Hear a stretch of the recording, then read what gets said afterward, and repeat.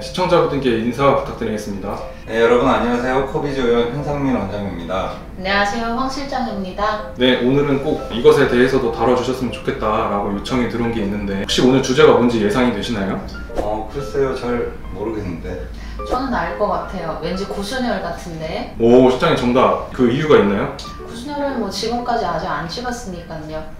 구순혈이면 뭐 쉬운 내용은 아니겠네요. 오늘 구순혈 첫 촬영이니까 시청자분들의 이해하기 쉽게 간단하게 설명 부탁드릴게요. 네, 그러면 구순혈 꼬선형 Q&A 시작하겠습니다. 자, 첫 번째 질문입니다. 네. 구순혈은 항상 선천적으로 발생하는 질환이다. 정답은 O입니다.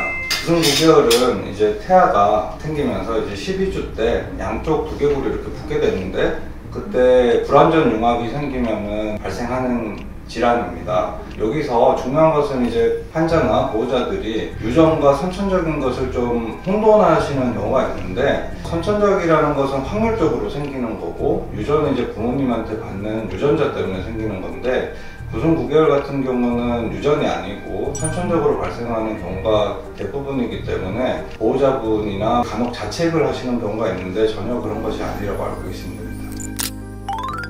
네, 그리고 두 번째 질문입니다. 구순혈 코성형은 어렸을 때 최대한 빨리 하는 게 좋다. 정답은 X입니다.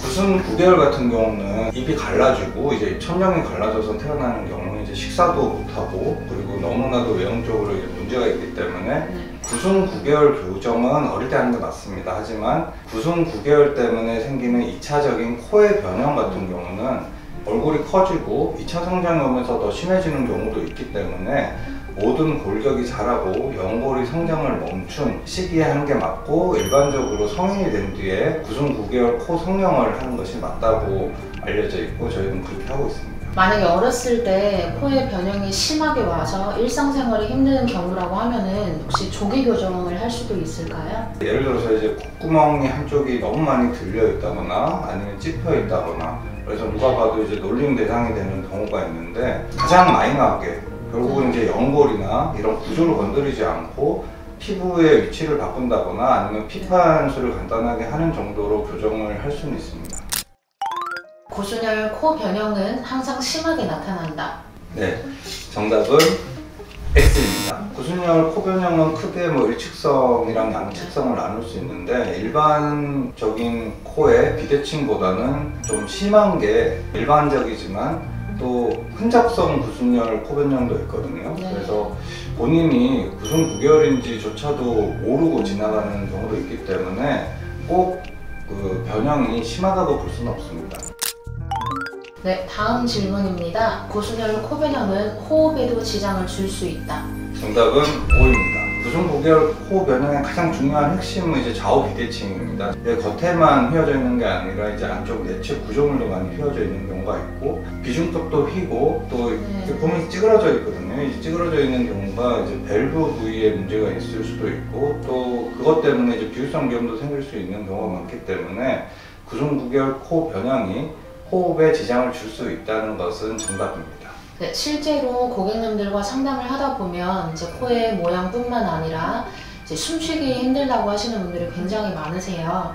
이럴 경우에 내원실에 저희가 CT 촬영이나 그리고 비내시경 촬영을 통해 기능적인 부분까지 개선시키는 게 가장 중요한 것 같습니다.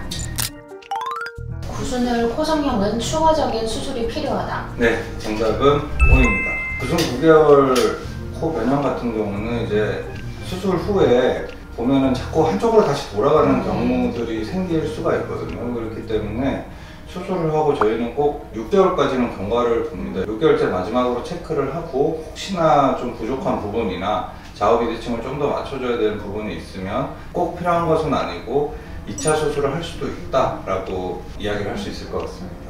저희는 구순혈 코 교정 시 주로 자가누경구를 사용하죠, 네. 원장님. 네, 좌우 비대칭을 잡아주기 위해서는 중심에 좀 튼튼한 구조물을 세워줘야 한쪽으로 다시 틀어지는 일이 좀 없기 때문에 자가누경구를 추천하고 있고, 또 좌우 비대칭에 뭐 날개를 다시 만들어 준다거나 아니면 날개를 맞춰주기 위해서 이제 그때도 연골이 필요하기 때문에 연골의 양이 조금 많이 필요할 때가 있어서 자가누경구를 추천하고 있습니다. 입술이나 인중에 있는 흉터도 수술로 개선이 가능하다. 정답은 O입니다. 어릴 때 이제 수술하시고 나면은 이쪽 인중에 파인 흉터가 있을 수도 있고 또 입술 같은 경우에는 흉이 많이 남는 경우들이 있는데 수술로 가능한 흉터 같은 경우는 이제 파인 흉터입니다. 파인 흉터. 이렇게 파여 보이거나 아니면 비대칭이 있는 부분들은 수술로 보정이 가능하고 저희가 흉터를 봤을 때 이제 수술보다는 보존적인 레이저나 이런 치료가 더 낫다고 판단되는 환자분들한테는 수술 후에 레이저나 이런 치료를 하도록 권유하고 있습니다. 네, 두 분 너무 좋은 말씀 감사드리고요. 마지막으로 소감 한 말씀 부탁드리겠습니다. 오늘 구순열 코 성형에 대해서 말씀드렸는데 이해가 잘 되셨으면 좋겠습니다. 만약 구순열 코 변형으로 속상하고 자신감을 잃으신 분들이 있다면 혹은 또 지인분들 중에 계시다면 저희 코비주를 찾아주세요. 최선을 다해 환자분들의 자신감을 찾을 수 있도록 도와드리겠습니다. 네, 혼자 절대 고민하지 마시고 상담을 받고 나면 해결 방안은 어떻게든 있을 거니까요. 괴로워하지 마시고 꼭 전문의와 상담을 받아보셨으면 좋겠습니다. 오늘 저희 인사하고 마무리할까요? 네, 시청자 여러분 감사합니다. 감사합니다.